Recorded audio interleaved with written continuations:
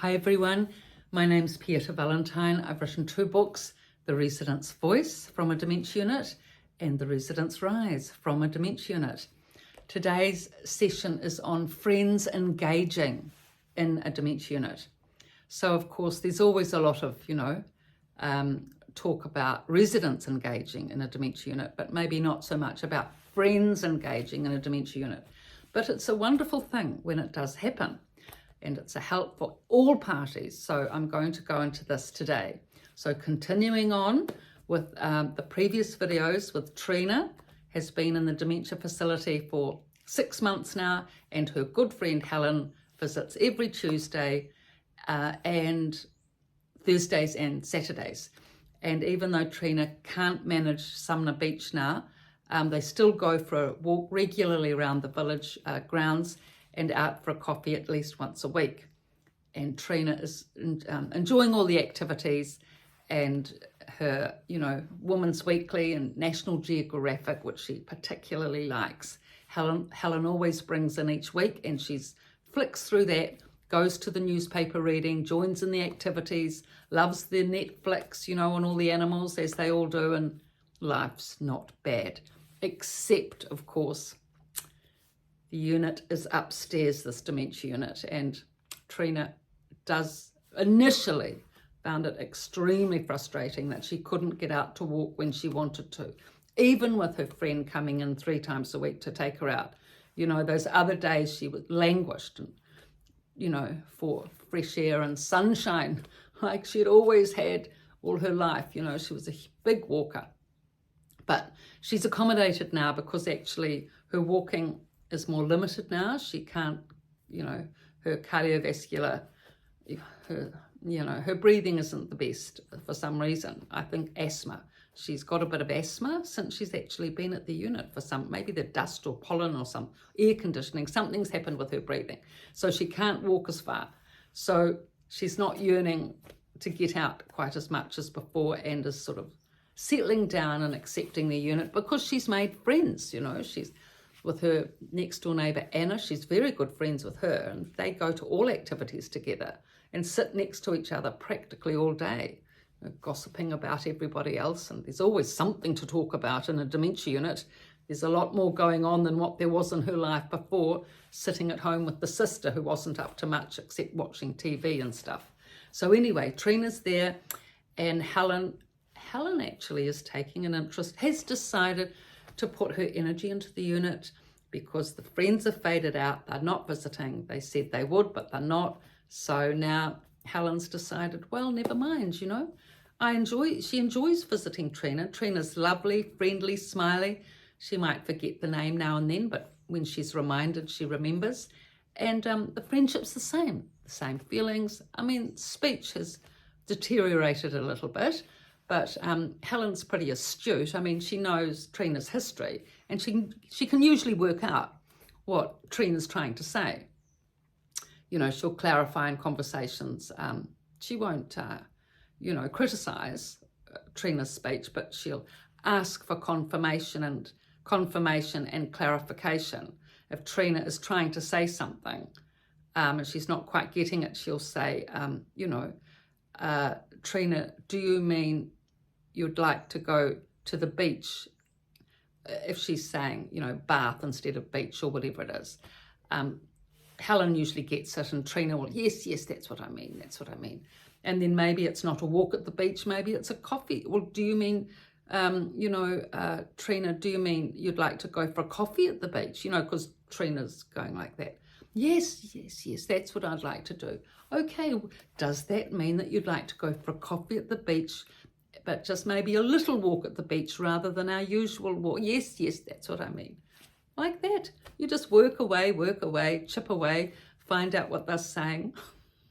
You don't have to get distressed about it. You just have to work it out. And if you are a friend, you will understand what they're saying. Especially if you've been visiting regularly, you will know their interests, their likes, their history. And if there's a few words that aren't quite right, you just ask for clarification. The person will understand what they're trying to say.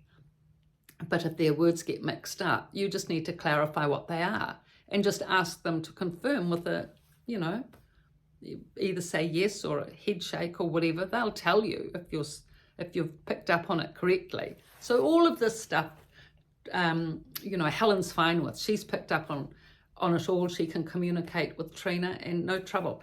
Anyway, so the friends aren't there now. That saved energy, heaps of energy. She put too much energy into that, you know, trying to get the friends to visit, and they didn't. So now Helen joins in the activities at the unit, you know, when help is needed.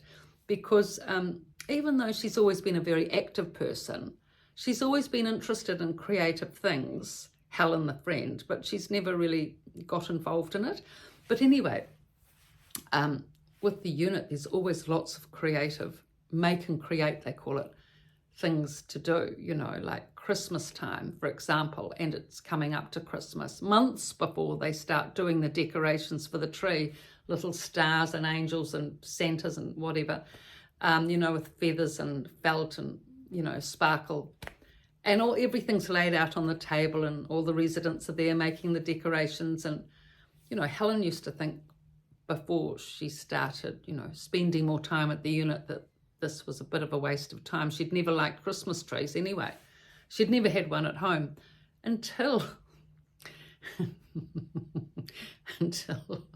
such a big deal was made of it at the unit. And, you know, Trina was always asked if she'd like to join in, and she quite liked it, doing the decorations. So Helen decided she'd join in.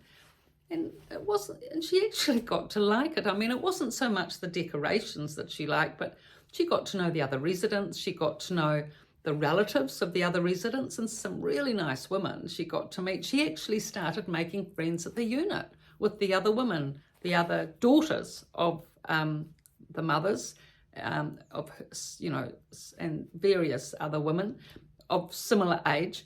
And she enjoyed it. It was actually quite social. So she'd come and meet her friend, Trina. They'd have a nice time. She'd join in an activity or watch, you know, a David Attenborough Netflix program, which she enjoyed anyway, the outdoors after all over the world. And she had her little social group there. So her visits tended to be, as she was integrating into the unit, not just only for Trina, but actually for the other residents, because she enjoyed their company too. She was getting to know Anna very well, the next door neighbour. I mean, they had scones at least, you know, once every 2 weeks. She'd bring in scones and they'd have a little ceremony of scones and tea and all the rest of it. And other residents would often come and join in that, of course, because, you know, fresh baking, cream and jam, who doesn't like that? You can smell it. So people will come and, you know, eat it, yeah, happily. So actually, Helen found she had to make quite a big batch of scones, you know, to satisfy everybody.